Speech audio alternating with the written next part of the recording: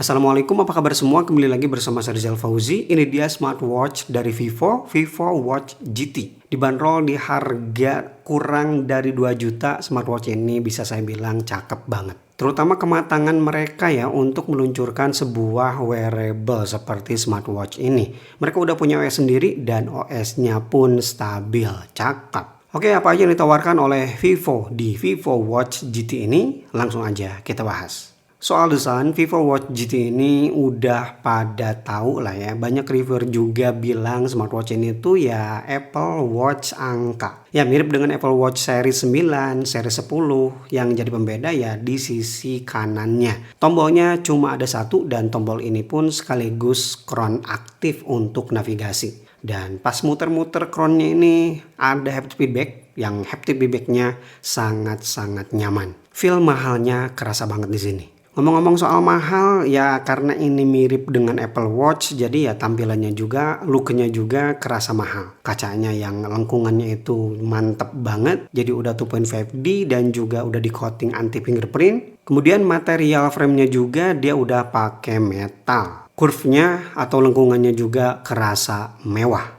Selain tombol, yang jadi pembeda itu di instalasi strap. Jadi kalau kamu punya aksesoris Apple Watch ya, strapnya nggak bakal bisa dipasang di sini. Karena ini tuh pakai sistem quick release. Tampilan belakangnya seperti ini, ada sensor-sensor di situ dan juga LED yang tonjolan sensornya ya mirip juga sih dengan Apple Watch, lumayan menonjol. Kemudian ada tube info magnetik untuk charging, ya dia belum wireless charging dan ini yang salah satu saya suka dari smartwatch ini, baterainya awet banget. Dalam pengetesan saya sehari itu cuma berkurang 5%. Padahal smartwatch ini saya bawa tidur malam dan juga tidur siang. Biasanya kan kalau dibawa tidur tuh cepet nguras baterainya, tapi di sini ternyata awet. Kemudian Vivo Watch GT juga udah built-in mic dan juga speaker. Ya, smartwatch ini udah support Bluetooth call.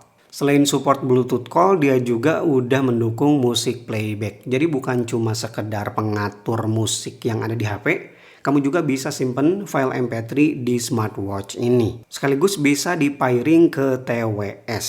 Jadi enak banget kan kalau kamu lagi olahraga pengen sambil dengerin lagu gitu ya.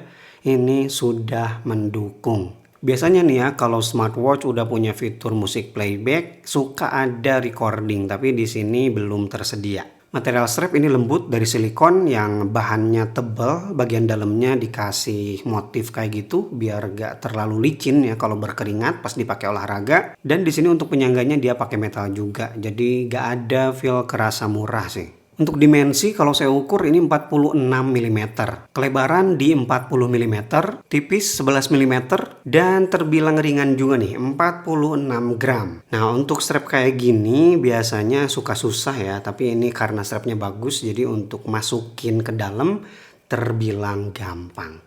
Ini tanda smartwatch ini tuh punya strap yang bagus ya. Nah ini di pergelangan tangan saya 15 cm. Oke, respectnya bisa langsung dilihat ya. Ini cakep banget.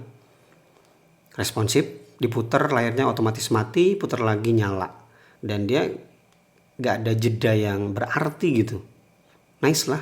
Dan untuk aplikasi penyandingan dia menggunakan Vivo Health atau kesehatan Vivo.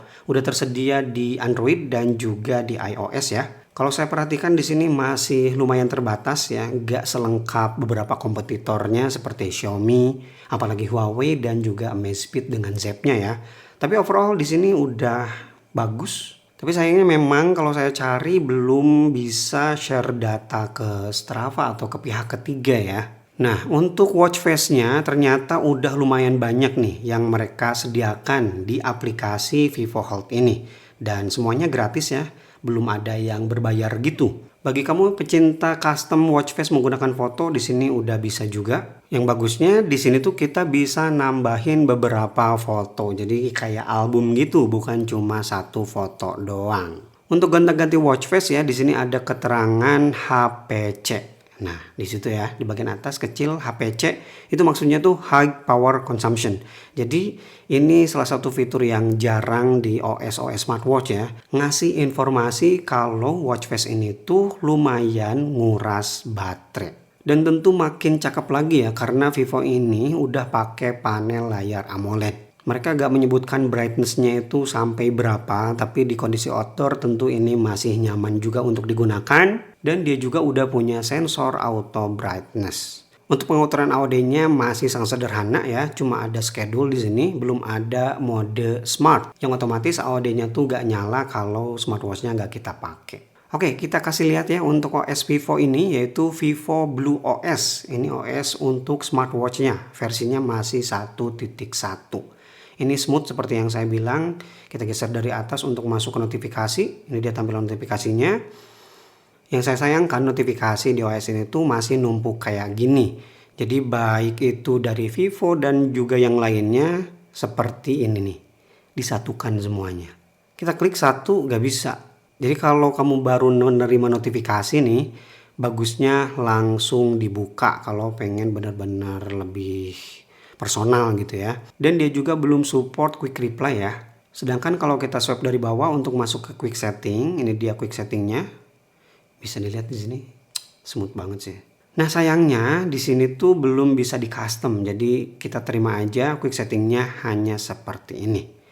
Sedangkan untuk widget-widgetnya seperti ini mengingatkan saya ke OS-nya Xiaomi sih, kotak-kotak kayak gini dan warnanya juga. Kalau dari sisi kiri dia ke widget seperti ini bisa diedit ya, informasi apa aja atau widget apa aja yang mau kita tambahkan. Nah untuk tampilan aplikasinya ada dua opsi, Grid View dan juga List View. Kalau Grid View itu seperti ini, nggak benar-benar mirip Apple Watch tapi lebih rapi. Ini lebih mirip ke Xiaomi-nya sih. Nah untuk fitur kesehatan dan juga kebugaran seperti yang saya udah singgung di awal, yang pertama dia ada sleep tracker ya untuk membaca kualitas tidur. Saya udah tes dan terbaca dengan baik, tapi dia belum bisa baca HRV ya di sini.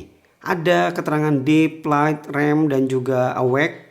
Kemudian yang kedua heart rate sensor, ini fitur basic juga dan by default heart rate sensornya ini aktif all day ya, 24 jam. Selanjutnya SpO2 atau blood oxygen untuk mengukur kadar oksigen dalam darah, bisa dilihat di sini di pertengahan ya, aktif all day karena by default dia itu manual. Jadi saya baru aktifkan di jam 6 pagi. Selanjutnya stress level, bisa dilihat di sini dia aktif all day tapi by defaultnya manual. Kamu aktifkan dulu di aplikasi Vivo Health. Fitur lainnya seperti ada menstrual period ya untuk perempuan dan breathing exercise yang di sini ada dua pilihan, relax dan juga sleep aid breathing. Untuk fitur smart living lainnya yang belum saya sebutkan, Vivo Watch GT ini udah support remote kamera dan juga dia ada fitur NFC. Sayangnya nggak bisa saya demokan karena keterbatasan. Ya, saya nggak punya barang yang membutuhkan akses NFC. Dan yang terakhir dia punya fitur pembaca kebisingan nih. Woi, tuh seperti itu, aktif dengan sangat bagus ya, sangat baik. Oke, gimana dengan kebutuhan olahraga? Vivo Watch GT udah mendukung multiple workout dan juga dia udah built-in GPS ya, jadi udah tertanam GPS. Gak perlu bawa-bawa HP lagi di smartwatch ini. Gimana kualitas GPS-nya? Apa aja laporan data olahraganya? Nanti bakal kita bahas secara jelas ya di tes sensor. Nah untuk lari sendiri di sini kita bisa setting goal ya, kemudian ada smart training partner, ada interval juga dan juga manual segmen. Ini lengkap banget. Gimana dengan UI-nya? Langsung aja kita lihat ya untuk UI olahraga lari. Di sini ada heart rate, real time waktu, kemudian di sini ada zona heart rate. Ya, dia otomatis pause ya karena saya nggak bergerak, ada fitur tersebut. Kemudian di sini ada distance, pace, kemudian geser lagi ke bawah ada kalori yang terbakar, di sini pace ya. Kemudian di sini step dan yang lain-lain. Jadi udah bisa dibilang lumayan lengkap ya. Ada training load-nya langsung di sini, aerobik, anaerobik. Geser ke samping ada pengaturan media dan geser ke samping untuk opsi lock and continue dan juga pengaturan volume. Jadi ini lengkap banget. Oke, itu dia review saya untuk Vivo Watch GT. Fiturnya bisa dibilang ini lengkap banget dan yang bikin saya suka itu build quality-nya dan juga kematangan OS meskipun ini masih versi pertama. Bagi kamu yang tertarik dengan Vivo Watch GT langsung aja ke kolom deskripsi, link pembeliannya saya sertakan di sana. Rizal Puji pamit, wassalamualaikum warahmatullahi wabarakatuh.